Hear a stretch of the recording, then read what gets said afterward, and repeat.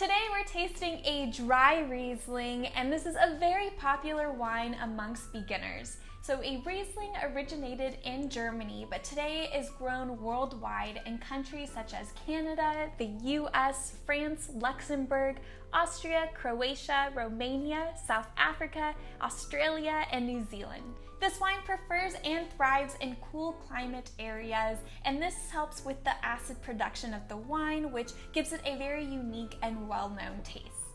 As you can see, Riesling is a white wine, and so it is made with white wine grapes. However, it sometimes can be made with red wine-looking grapes, so it often leans towards a pink, light red color. Rieslings tend to turn people off because of the assumption that it's too sweet. And there are some sweet Rieslings, however, not all of them are. There are some less sweet ones, and there is a simple way to look for this. Now, a way to look for this is to look at the alcohol content of the wine, and that's usually labeled on the bottle either in the front or in the back. This one is 12%. Now, the lower the alcohol content, the sweeter the wine will be, and the higher the content of alcohol, the less sweet it will be. Now, a 12 to 15% alcohol content tends to be a much drier wine, so you won't really find that sweetness compared to a wine that has maybe about 8 to 10% alcohol.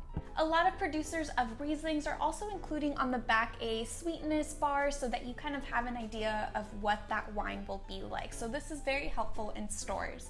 Vino Cards is also a great way to learn more about what you're about to drink or what a specific varietal will entail as far as taste notes and how to pair the food. With a Vino Card set, there is a dry Riesling flashcard with all the notes on the very back. I also have a set of 50 cards total that will share all sorts of different varietals and all the facts to know about that wine. I'll link all the information to a Vino Cards set in the description box below.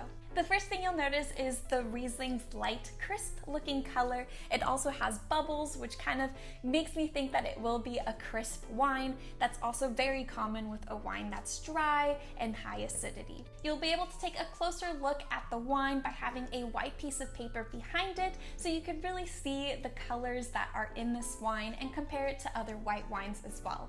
Next, we can go ahead and swirl the wine. This helps release its stone fruit aromas. It also helps the wine oxidize. So once you've poured a glass, you can let it sit for a bit, helping the wine breathe, release its aromas, get some oxygen into the wine. Swirling the wine also helps with that oxidizing process. Now that the wine has breathed a bit, we can dive into smelling the wine. And here you'll catch a lot of very ripe stone fruit flavors, and that's a very common aromatic of a Riesling. Young Rieslings tend to have those aromatics of stone fruits such as peaches and nectarines, as well as citruses such as tangerine and grapefruit.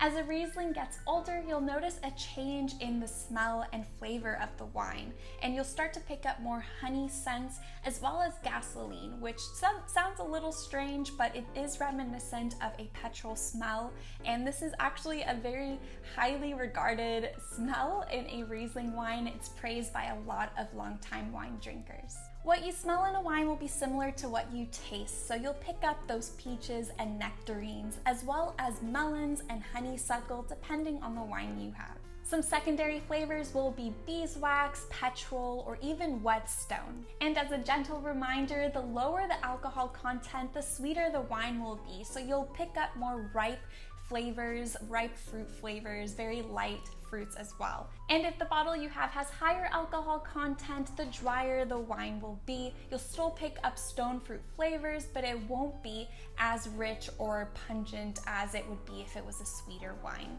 Let me know in the comments below which flavors you're picking up with a dry Riesling. The best part about drinking wine is getting to pair it with food. For main dishes, anything with seafood is ideal, so think about crab, clams, any fish, as well as creamy dishes, so any pastas or risottos are just absolutely delicious with this wine. For veggies, any nightshades, so think about eggplant is great. For cheeses, feta and cheddar are ideal. And for the best part, desserts, a classic cheesecake does no wrong with a Riesling pairing. If you love this popular wine as much as I do, hit that like button below. And to try another white wine, click the video here. I'll catch you in that one. Cheers.